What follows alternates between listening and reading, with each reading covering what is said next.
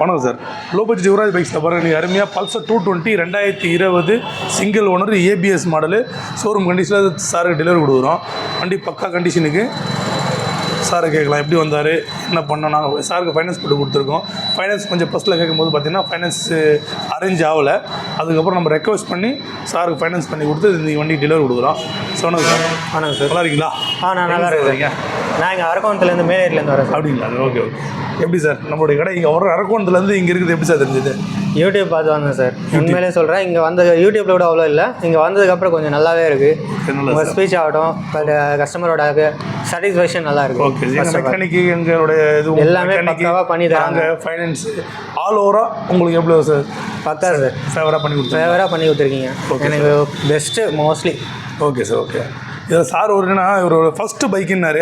எப்போவுமே நம்ம யுவராஜ் பைக்ஸில் வந்து பார்த்திங்கன்னா இந்த எல்லாருமே அந்த வார்த்தையை சொல்கிறதில்ல.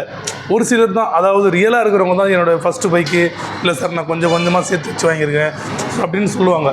அப்படின்னு சொல்லும்போது என்ன ஆகுதுன்னா, கொஞ்சம் அந்த ஃபஸ்ட்டு பைக் இது முன்னாடி வண்டி வாங்கி அனுபவப்பட்டு இருந்தாங்கன்னா அவங்க சில பல குறைகள் இருந்தால் பார்த்துக்குவாங்க, கொண்டு அவங்களுக்கு அனுபவம் இருக்குது. ஸோ இவர் ஃபஸ்ட்டு பைக்குன்னும் போது ஸோ நாங்கள் தான் அதை பார்த்து என்ன சில குறைகள் எது இருந்தாலும் நம்ம தான் பண்ணி கொடுக்கணும். ப்ளஸ் அது இல்லாமல் அவர் கேட்குற ரேட்டுக்கு அவரோட கோரிக்கைகளை முடிஞ்ச அளவுக்கு நிறைவேற்றுற மாதிரி நாங்கள் பண்ணி கொடுக்கணும். அதுதான் இந்த யுவராஜ் பைக்ஸை பொறுத்த வரைக்கும் பார்த்தோன்னா ஃபஸ்ட்டு பைக் பண்ணுறவங்க வாங்குறவங்களுக்கு நாங்கள் பண்ணி கொடுக்குது.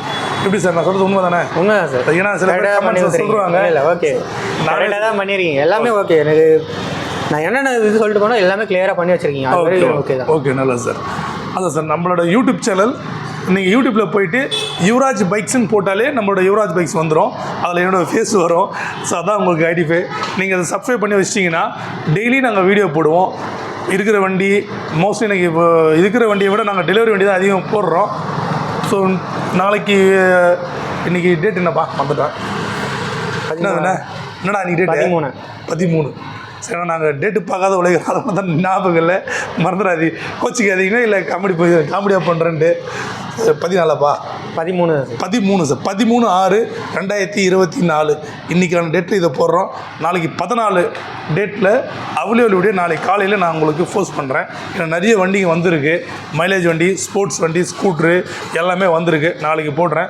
மறக்காமல் எங்களோட யூடியூப் சேனல் யுவராஜ் பைக்ஸ் அதை சப்ஸ்கிரைப் பண்ணி யுவராஜ் பைக்ஸ்னு போட்டாலும் சரி, லோ பட்ஜெட் யுவராஜ்னு போட்டாலும் சரி வந்துடும்.